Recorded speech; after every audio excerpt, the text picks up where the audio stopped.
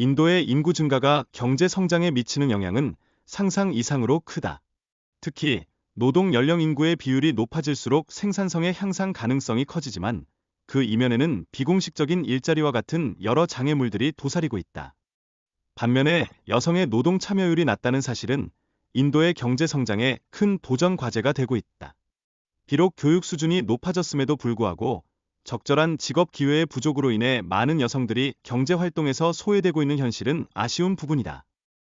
이러한 어려움을 극복하기 위해 인도 정부는 메이크 인 인디어 캠페인을 통해 외국 투자를 유치하고자 하고 있다.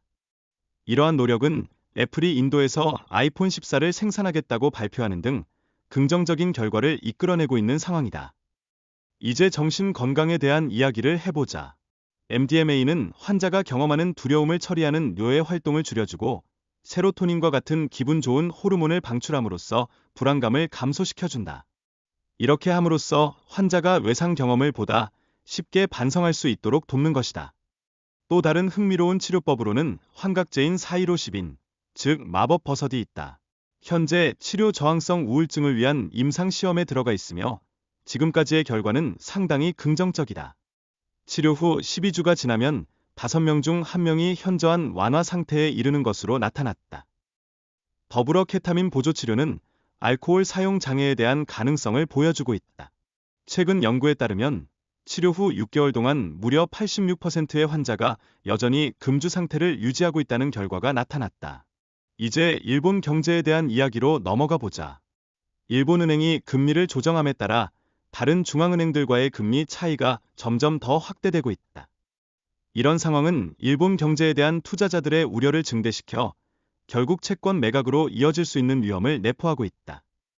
일본이 직면한 높은 공공부채 문제도 무시할 수 없다. 금리가 상승할 경우 이는 투자자들에게 큰 우려를 안겨줄 것이고 결과적으로 기업과 개인의 차입 비용을 높여 경제 전반에 부정적인 영향을 미칠 수 있다. 2023년을 맞이하면서 일본의 금리 조정이 글로벌 경제에 미치는 영향은 더욱 커질 것으로 예상된다. 이러한 불안정성은 일본 경제뿐만 아니라 다른 국가의 금융시장에도 전파되고 그 여파는 심각할 수 있다. 이제 인도와 영국 간의 외교적 긴장에 대한 이야기를 해보겠다. 코히누르 다이아몬드와 같은 유물의 반환 문제는 두 나라 관계에 중요한 영향을 미칠 수 있는데 과거 식민지 역사와 현재의 관계를 이해하는 것이 그만큼 중요하다. 특히 글래스고 라이프 박물관이 인도로 유물을 반환하는 첫 번째 영국 사례라는 점은 큰 의미가 있다. 이는 다른 박물관들이 유물 반환에 대한 책임을 다해야 한다는 새로운 기준을 제시하는 중요한 사례로 작용할 가능성이 크다.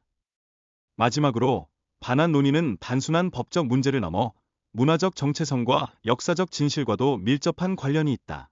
유물의 정신적, 문화적 중요성을 인식하게 된다면 반환이 자연스러운 조치라는 점이 더욱 부각될 것이다.